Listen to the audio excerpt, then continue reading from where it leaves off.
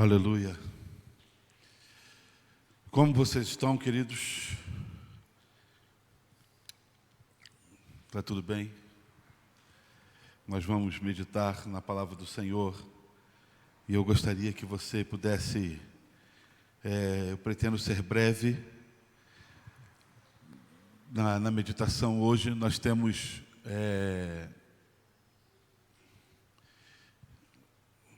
aí as crianças.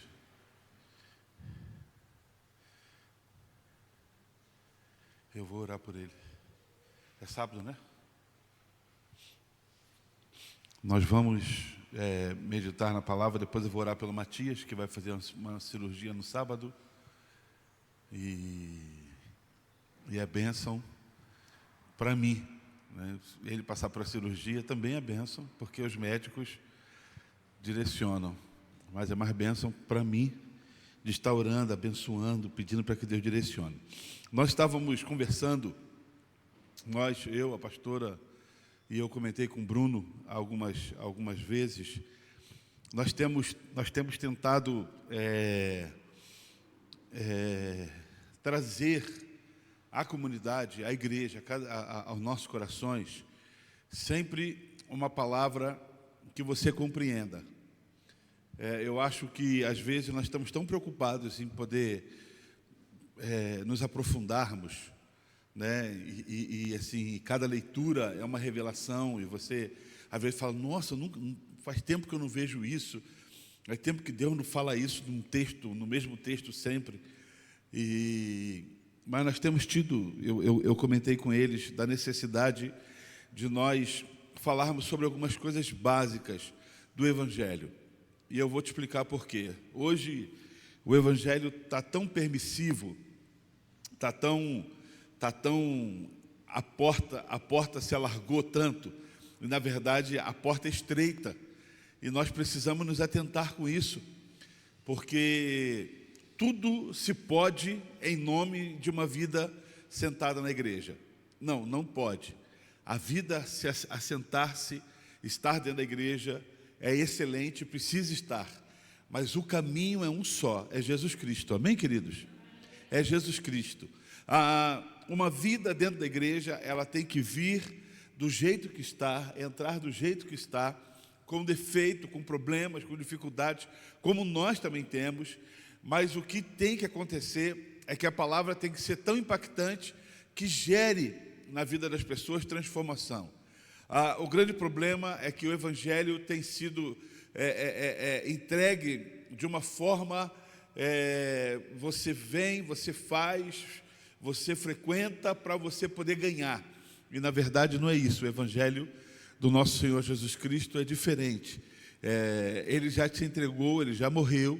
O que você precisa fazer é aceitar isso na sua vida, em nome de Jesus.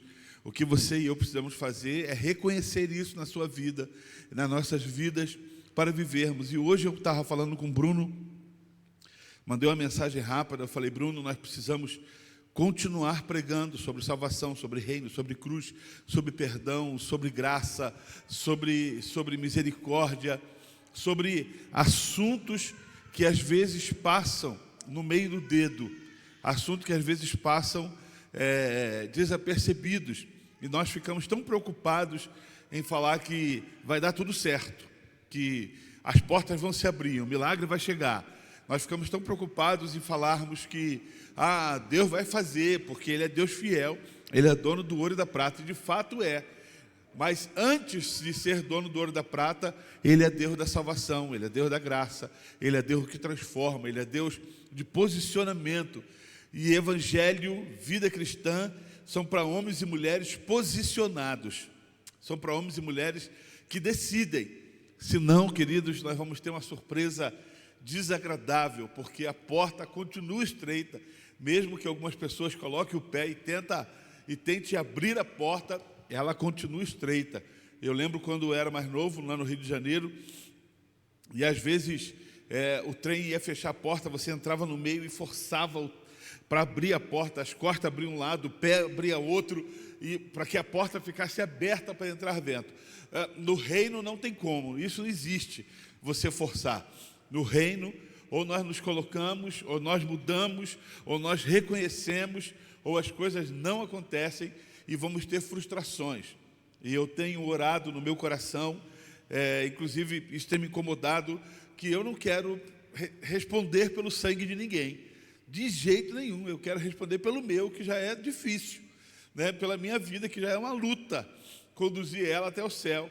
Mas nós queremos pregar o Evangelho conforme ele é. Você aceita isso? Amém, queridos? Pregar conforme ele é e viver esse Evangelho de Cristo Jesus. E nós estamos bolando ideias, pensando, a pastora com o Bruno conversando, e algumas séries de mensagens, nós temos falado sobre isso, falando agora sobre o amor que aquece, o papel do cristão em relação ao reino, em relação às pessoas, em relação a Cristo Jesus.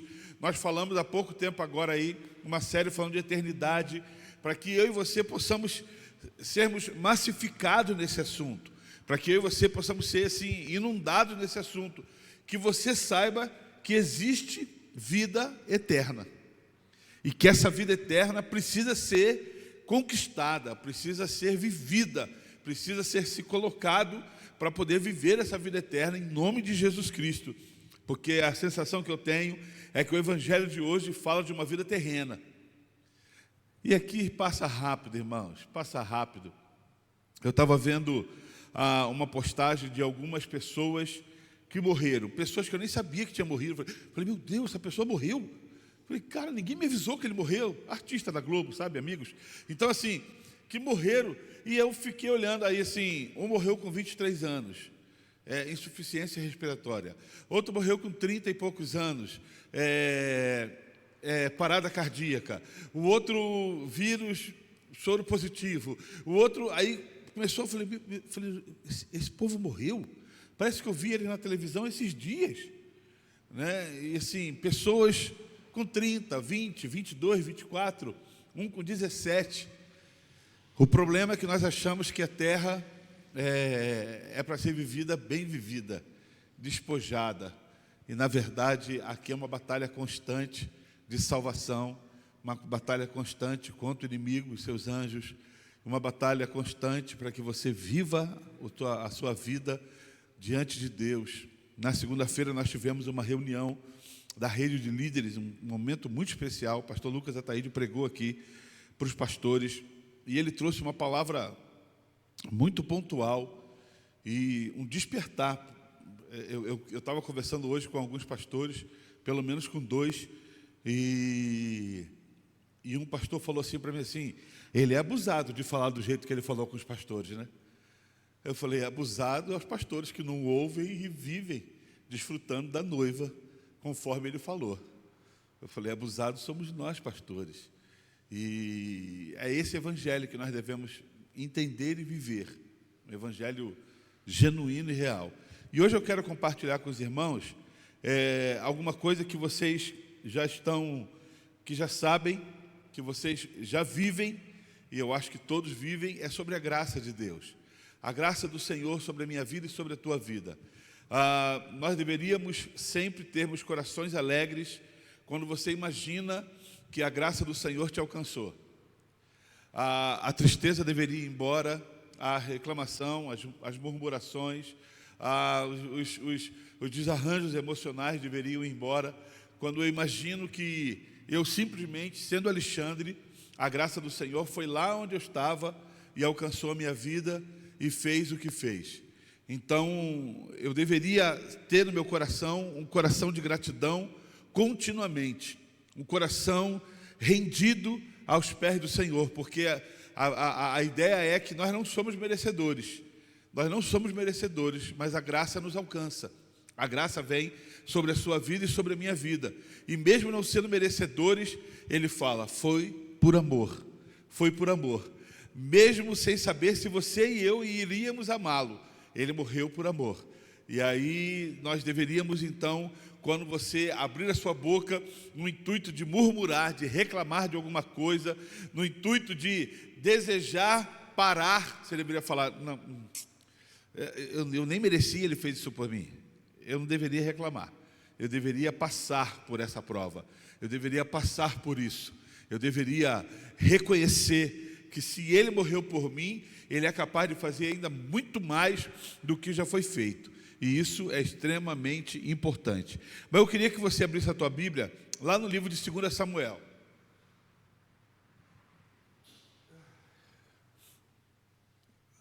Um espirrinho. 2 Samuel, capítulo 9.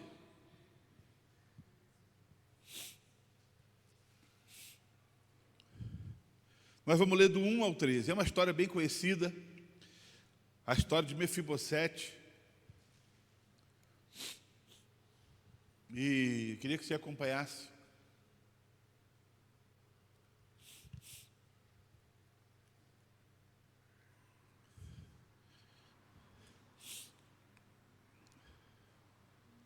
Nós vamos ler do 1 ao 13. Davi e Mefibosete. Certa ocasião, Davi perguntou: resta ainda alguém da família de Saul a quem eu possa mostrar lealdade, por causa da minha amizade com Jonatas? Então chamaram Ziba, um dos servos de Saul, para apresentar-se a Davi. E o rei lhe perguntou: você é Ziba? Sou teu servo, respondeu ele. Perguntou-lhe Davi: resta ainda alguém da família de Saul a quem eu possa mostrar lealdade de Deus? Respondeu Ziba: ainda há um filho de Jonatas aleijado dos pés. Onde ele está? Perguntou o rei. Ziba respondeu: na casa de Maquir, filho de Amiel, em Lodebar. Então o rei Davi mandou trazê-lo de Lodebar. Quando Mefibosete, filho de Jonatas e neto de Saul, compareceu diante de Davi, prostrou-se com o seu rosto em terra. Mefibosete, perguntou Davi. Este respondeu: sim, sou teu servo, não tenha medo. Disse o rei: pois é certo que eu o tratarei com bondade por causa de minha amizade com Jonatas, seu pai. Vou devolver-lhe todas as terras que pertenciam a seu avô Saul, e você comerá sempre à minha mesa. Mefibosete prostrou-se e disse: quem é o teu servo para que te preocupes com um cão como eu? Então o rei convocou Ziba e disse-lhe: devolvi ao neto de Saul, seu senhor, tudo o que pertencia a ele e à família dele. Você e seus filhos e seus servos cultivarão a terra para ele. Você trará a colheita para que haja provisão na casa do neto do seu senhor. Mas Mefibosete comerá sempre à minha mesa. Ziba tinha 15 filhos e 20 servos. Então Ziba disse ao rei: o teu servo fará tudo o que o rei, o meu senhor, ordenou. Assim Mefibosete passou a comer à mesa de Davi, como se fosse um dos seus filhos. Mefibosete tinha um filho ainda jovem chamado Mica, e todos os que moravam na casa de Ziba tornaram-se servo de Mefibosete. Então Mefibosete, que era aleijado dos pés, fora morar em Jerusalém, pois passou a comer sempre à mesa do rei. Esse texto é bem conhecido, Saul e Jonatas já estavam mortos. Davi, ele, amigo de Jonatas, ele pergunta se ainda tem alguém da linhagem do real espalhado pelas terras. E Ziba, ele responde: há um filho de Jonatas, ele é aleijado dos pés, chamado Mefibosete. Normalmente, quando o rei assume o reinado do outro, a primeira coisa que ele faz, ele mata toda a sua descendência, para que não haja ninguém para requerer ao trono, porque ele é de linhagem real. Então normalmente se mata toda a geração, todos o sangue, para que ninguém possa requerer. Davi fez ao contrário. Davi manda chamar esse homem que era aleijado, Mefibosete, neto de Saul, filho de Jonatas, para que ele pudesse se assentar à mesa, para que ele pudesse estar numa posição em que talvez ele nem estivesse quando o pai, o avô dele, estava vivo. Então Davi traz ele, traz a sua casa, traz a sua família, traz Ziba, com seus 15, 20 servos, para poder estar, e esse servo cuidar de Mefibosete e das suas plantações.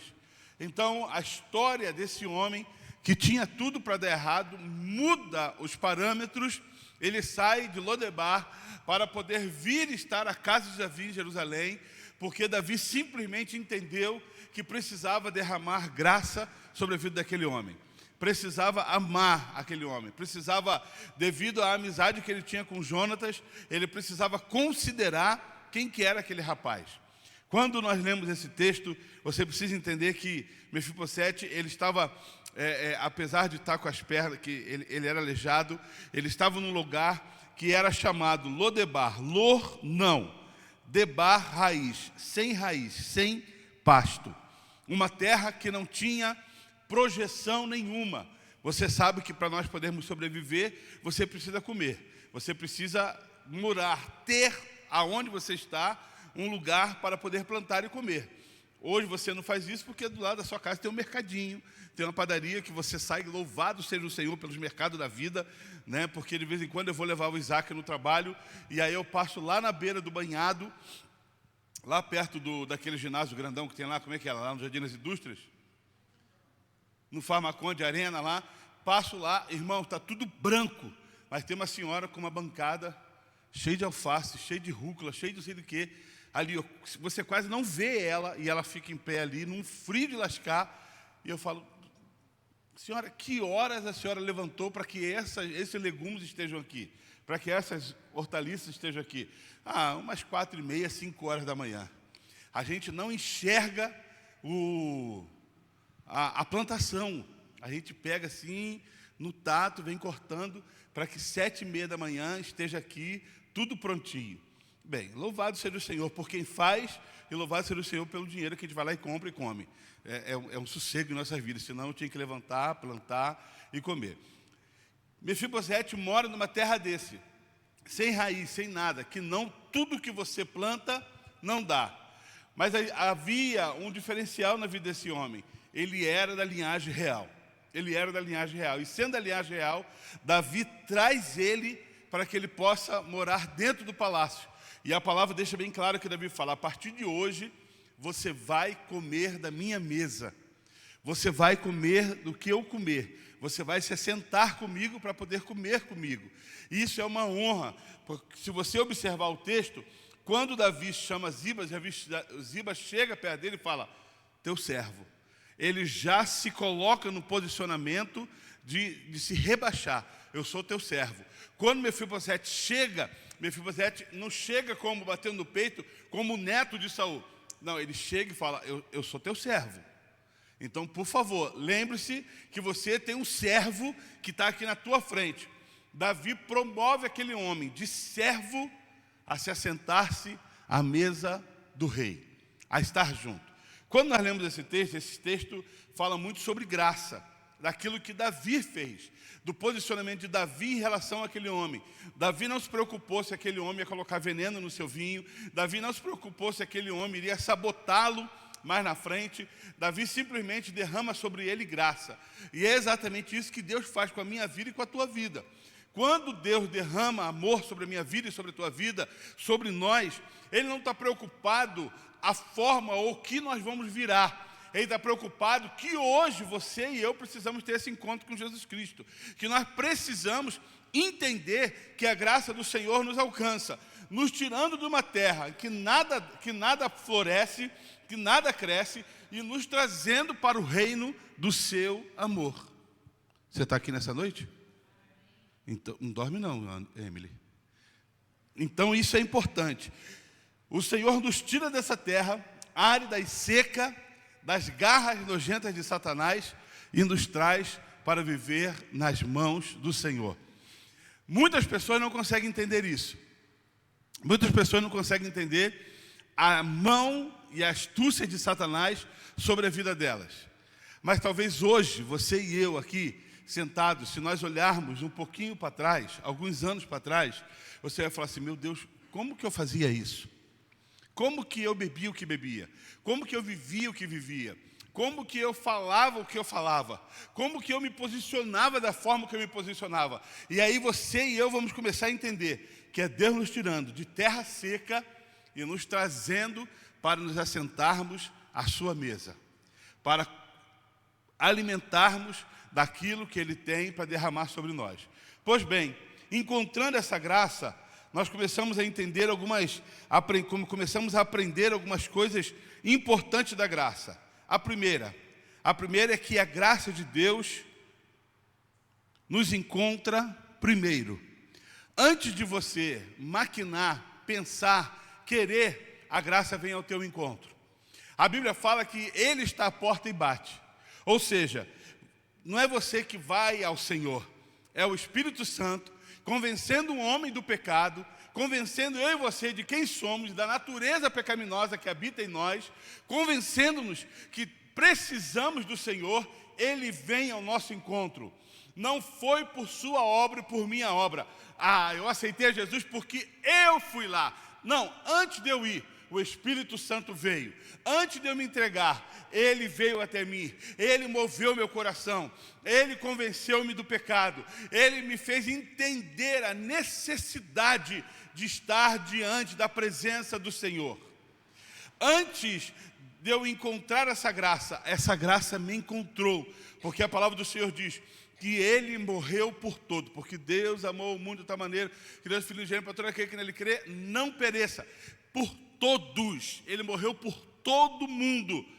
Ou seja, a graça foi derramada para todos, mas nem todos entenderam essa graça.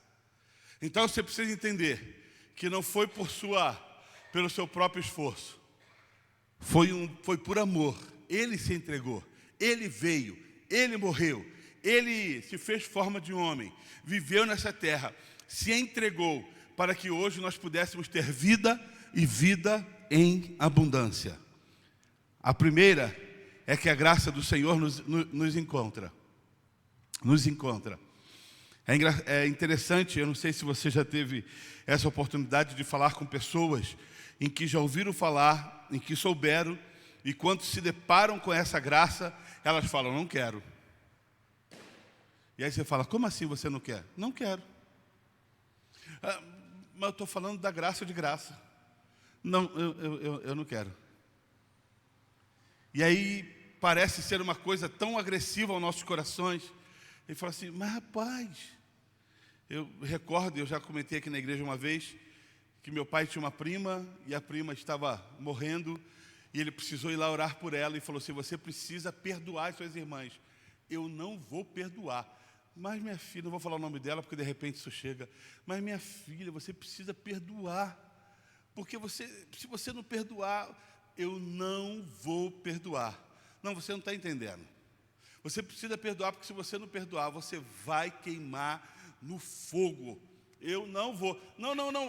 Fogo não, você não está entendendo. Você vai para o inferno. Aí você vai escancarando cada vez mais, né?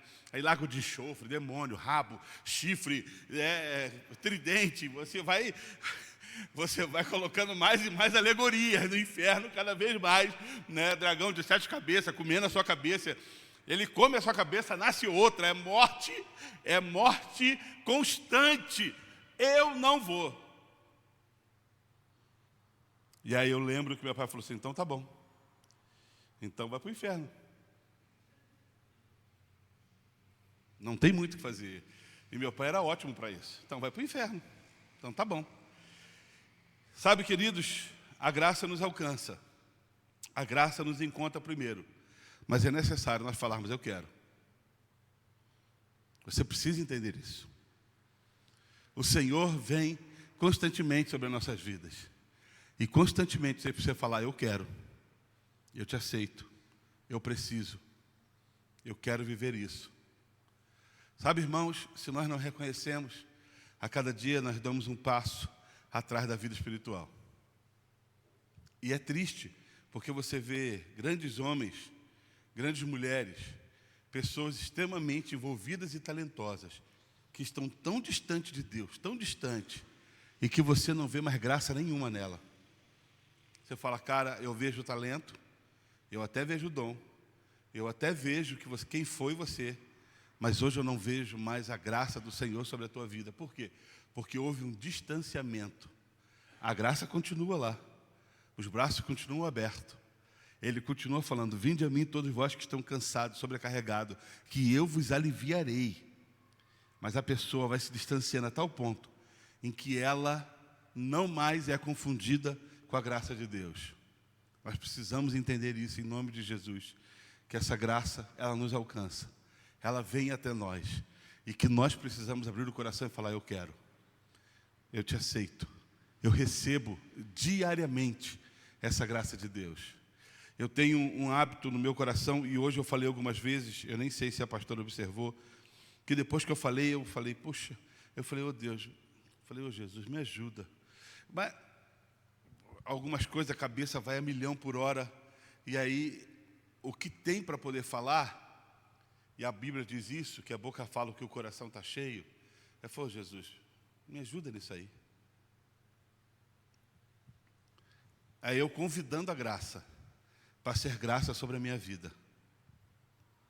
O problema é que às vezes nós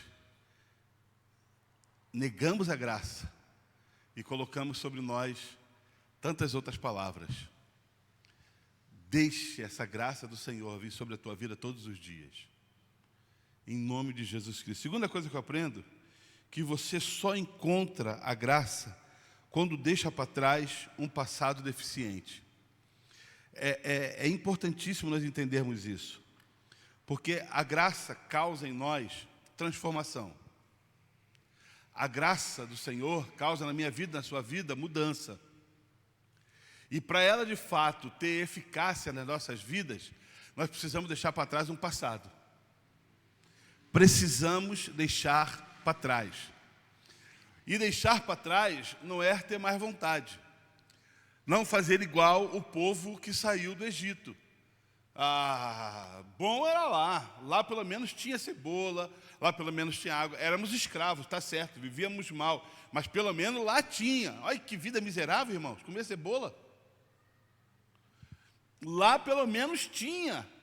Agora você nos trouxe para o deserto, e Deus mostrando a graça sobre eles, mas a graça não era suficiente para fazer aquele povo despertar do que Deus estava fazendo. Então, você só encontra graça quando deixa o seu passado para trás. Você tirar o povo do Egito, mas não tirar o Egito de dentro do povo, não tem jeito. Você sair dos hábitos mundanos, vir para a casa do Senhor, falar que ser cristão, mas ter vontade de continuar fazendo o que fazia antes, não tem jeito, porque uma hora vai encontrar uma brecha e vai entrar nessa brecha para voltar à lama. É o porco bem tratado. Não estou falando que você é porco, por favor, mas é só um exemplo. Você pega o porquinho, leva o porquinho para casa, dá banho no porquinho, lava o porquinho, põe perfume no porquinho, põe lacinho no porquinho, deixa o porquinho maravilhoso, faz depilação no porquinho, porquinho fica lindo. Você esquece a porta aberta, o porco vai para onde? Ele volta para a lama, ele volta para o chiqueiro, porque essa é a natureza dele. Quando eu entendo da graça, eu estou me colocando como porco, vocês são lindas e belas ovelhas. Quando eu entendo da graça, eu me coloco diante do Senhor, mas fecho a porta, para que eu não tenha o desejo, ou então pelo menos de ver, para poder voltar. Não quero mais, Senhor. Eu não quero viver aquilo. Aquilo não faz parte mais da minha vida. Ele me lavou, Ele me curou, Ele me redimiu, Ele me transformou, Ele me fez um novo homem, jogou fora, jogou no mar do esquecimento, me fez um novo homem, não trazendo mais acusação sobre a minha vida, fez tudo novo. Você só encontra graça quando deixa para trás o seu passado. Quando deixa para trás o seu passado. Pastor, eu de vez em quando até que tenho uma saudadezinha, sabe? Nossa, me dá uma vontade. Mas eu lembro que eu sou crente, né? Esse cristianismo é peso. Esse cristianismo é peso. Eu estou aqui. Aí olha assim e fala: ai, que saudade daquele negócio lá. Ai, que saudade daquele pagode. Ai, que saudade daquele metal. Ai, que saudade. Eu estava conversando com a Clarinha falou: pastor, que tipo de música eu gosto? Eu falei: pagode. Ela falou: credo. É muito ruim, pastor. Eu gosto de metal pesado. Falei, sai fora. Falou, o senhor já viu um negócio de crente? E ela mandou uma lista de música cristã. Falei, cara, gosto é igual nariz, né? Cada um tem o seu. E está tudo certo, vamos louvar ao Senhor. Mas que saudade daquele negócio, que saudade daquela bebida, que saudade daqueles amigos, que saudade daquela orgia, que saudade daquele pecado, que saudade daquele site pornográfico, que saudade de fazer o que eu fazia antes. Aí vira o evangelho de peso. Nós precisamos ser lavados. E quando somos lavados, toda sujeira ela sai de dentro de nós. Nós precisamos ser redimidos. Nós precisamos ser transformados. Quando você deita na lama e passa na água para tomar um banho, você olha a cor da água assim, ela está barrenta, ela vai embora. E assim é o Senhor faz com a minha vida e com a tua vida. Não há mais, o desejo tem que ser transformado em testemunho e alegria. Outra coisa que eu aprendo, você só encontra graça quando descobre o lugar na qual você pertence. E isso é muito sério, porque o grande problema é que às vezes nós não achamos que somos merecedores. Ah, pastor, será que foi por mim mesmo?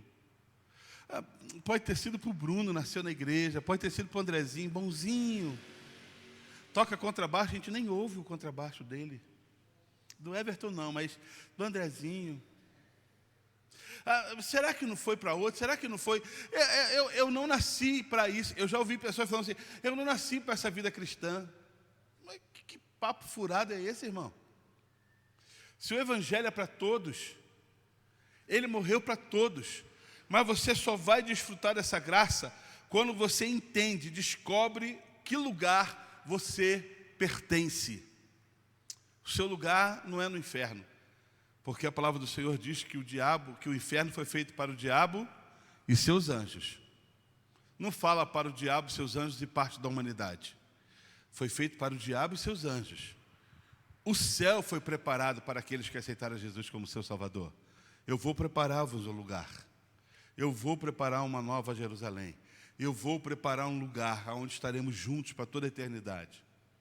O grande problema é que as pessoas não conseguem entender, não consegue descobrir que lugar pertence. Mefibosete estava lá escondido, numa terra que não dava nada. Ele não conseguia entender qual era o lugar dele, o que ele pertencia. Mas a graça que pairava sobre o coração de Davi fez aquele homem ser trazido de volta para entender a sua linhagem e a sua importância. A graça faz isso comigo e com você. Ele nos traz de volta para o Criador. E sendo Ele o nosso Pai, quando o aceitamos, nos tornamos filhos dele. Nós nascemos para viver para ele, porque é para isso que o homem foi feito. Foi criado para o louvor da sua glória. Foi criado para viver com ele, para ter paz com ele, para ter gozo na presença do Senhor, para ter alegria, não mais peso, não mais dor, não mais acusação, mas a alegria do Senhor em nossas vidas, em meio a tantas contendas, em meio a tantas lutas, a alegria do Senhor sobre a minha vida e sobre a tua vida. A graça nos traz novamente para descobrir o lugar na qual nós pertencemos. Você e eu não somos pertencentes deste mundo, somos pertencentes das coisas de Deus. Posso ouvir um amém? Você é pertencente às coisas de Deus. Você é pertencente ao plano de Deus. Você e eu somos pertencentes ao plano vicário, ao plano da cruz, ao plano salvífico. Eu e você somos pertencentes ao plano que foi feito lá no Éden e que por motivos de desobediência foi frustrado. Mas Jesus Cristo veio para nos religar novamente àquele plano primário.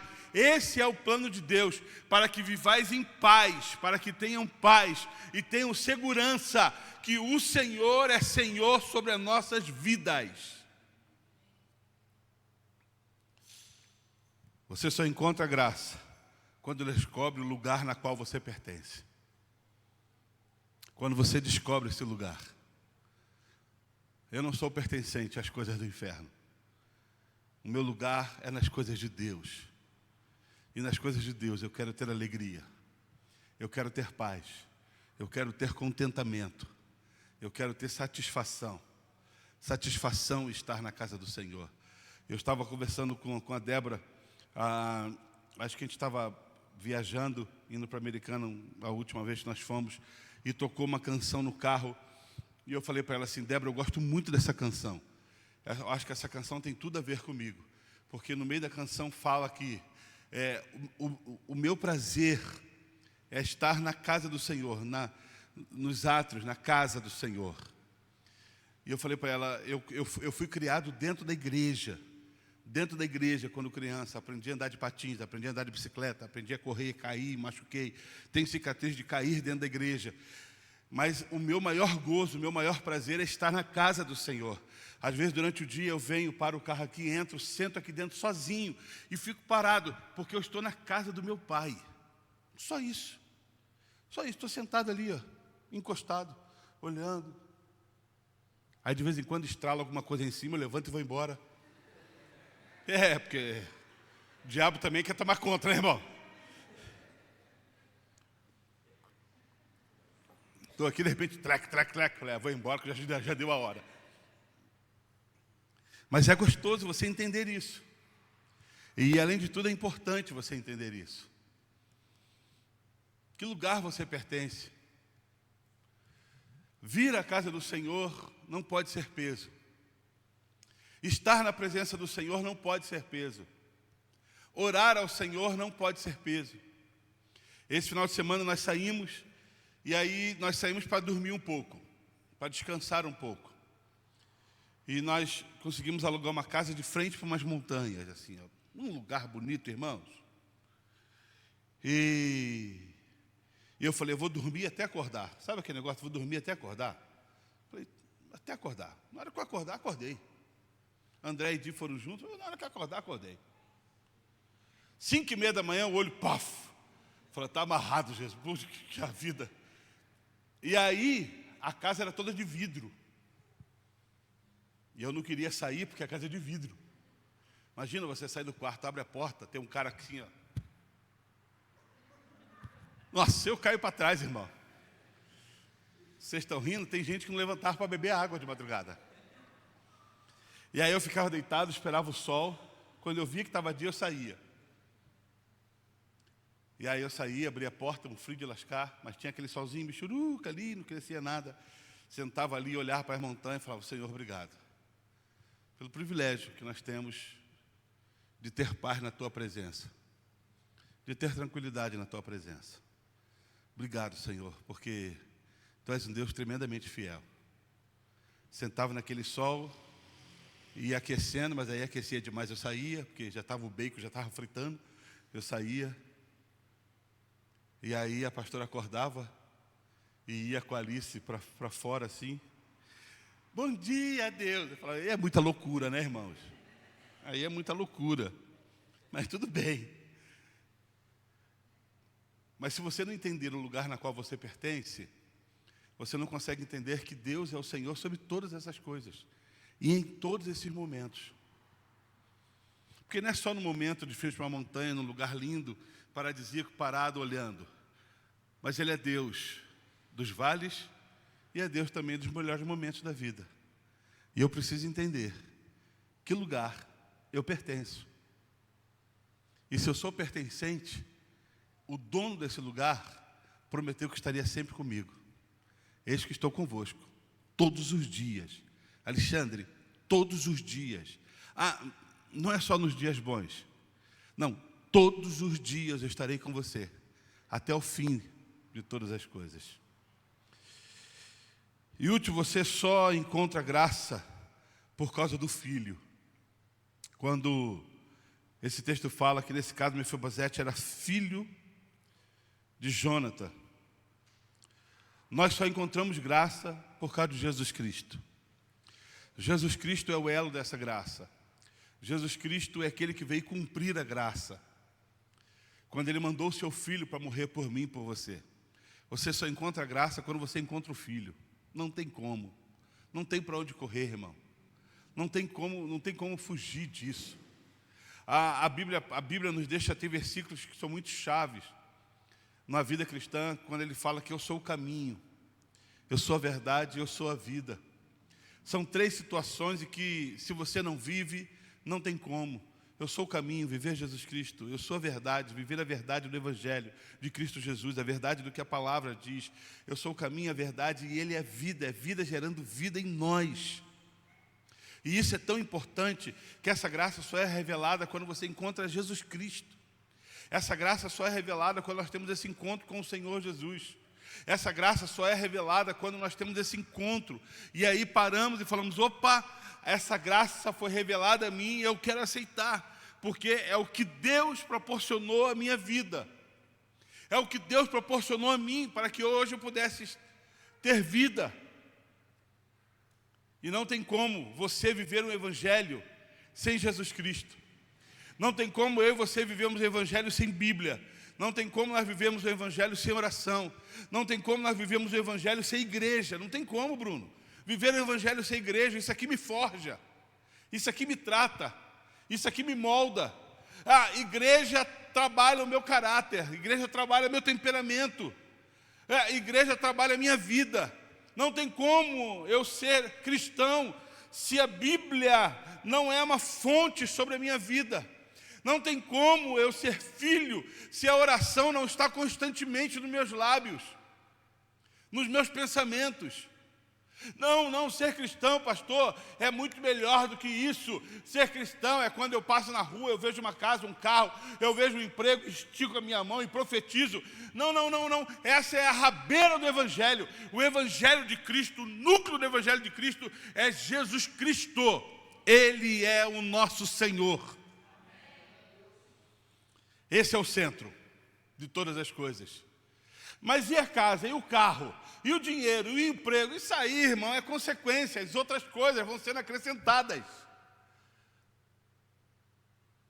Mas o núcleo do Evangelho, o núcleo de todas as coisas é Jesus Cristo. E é por isso que nós estamos tão preocupados com isso. É por isso que nós estamos tão pensativos, o púlpito dessa igreja está pensativa em relação a isso, a parte educacional. O que nós vamos fazer para que a igreja entenda que evangelho é muito mais do que ter, é ser. É muito mais do que adquirir, é ter vida transformada. Vida transformada, irmãos, gera vida na vida da outra pessoa. Eu vou falar aqui de Everton e Ellen. Se eles têm vida transformada, Matias, é fácil. Vai crescer na graça e no conhecimento de Cristo Jesus. Vai crescer porque vai olhar para o pai, vai olhar para a mãe. Isaac e Esté cresceram olhando pai e mãe. Caleb cresce olhando pai e mãe. Os filhos crescem vendo pai e mãe. E assim vai. Por quê? Porque é vida de Deus gerada em nós que gera vida na vida dos outros. Você compreende isso? Amém, irmãos? É lindo isso. Quando eu começo a entender isso. Por que tantos filhos dos pastores se desviam? Porque olham seus pais nos púlpitos, lindos e maravilhosos. Mas quando olham seus pais sentados à mesa, quando olham seus pais tratando com a sua esposa, tratando seus filhos, ou na rua, veem outras pessoas, não gera vida. E filhos denunciam a sua casa. Guarda isso no seu coração. Filhos denunciam a sua casa. Por isso que Jesus Cristo denuncia a casa dele. Qual que é a denúncia que Jesus Cristo faz da casa dele? Uma casa de amor, uma casa de graça, uma casa de entrega, uma casa de reconstrução, fazer nova todas as coisas, não mais criatura, mas agora filhos de Deus, herdeiros e co-herdeiros com Cristo Jesus. E isso é importantíssimo nós entendermos. Você só encontra graça porque um dia você encontrou Jesus Cristo. Esse encontro de Jesus Cristo na minha vida, eu já tive vários encontros e desencontros. Já tive vários encontros. Mas nem todos os encontros geraram transformações. Tem encontros que te marcam. Tem encontros que você marca, guarda. Então, por exemplo, eu vou usar a Renata está aqui. A última vez que eu vi a Renata era criança. Renata bate na porta da igreja casada. Falei, caramba. Mas eu olhei para ela, eu lembrei dela. Quando eu olhei para ele, falei, quem é você? Primeiro eu olhei para ele, né? Falei, Jesus, quem que é esse negão? Mas encontros. Um dia acabou o culto, eu estou ali fora, um cara chegou todo pavão. E aí, Alexandre? Bem, aí, Alexandre, é uma coisa muito distante. Eu falei, e aí? Quem é você? 99,9% das pessoas me chamam de pastor, no mínimo, se não sabe meu nome. Ou pastor Alexandre, ou pastor. Lembra de mim lá, assim, de Nilópolis, assim, que é adolescente? Eu falei, cara, não lembro não. Não, mas como você não lembra? Eu sou marido do fulano de tal. Assim, eu falei, cara, eu lembro da tua esposa, eu lembro da tua família, da família da tua esposa, eu lembro do pai, da mãe, do tio, da avó, eu lembro de todo mundo. Mas de você eu não lembro. O cara saiu daqui numa tristeza. Eu tive que chegar em casa, pegar o Instagram, entrar no Instagram do irmão da esposa dele, que entrei na esposa e que eu vi quem era o cara. Eu falei, Débora, era o marido da menina. Estava estudando aqui na Fiel. Tem encontros que são simples e marcam. Tem encontros que as pessoas chegam, e aí? Você faz assim.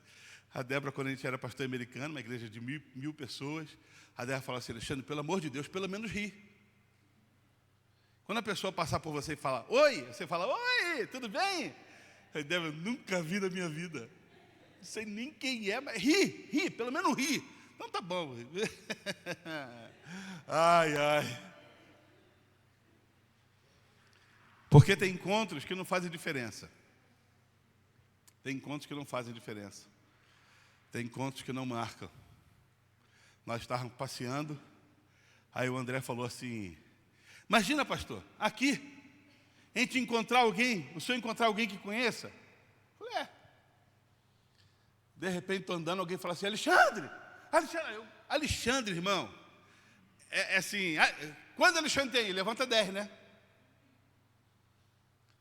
E aí o cara veio, e aí, pastor, tudo bem?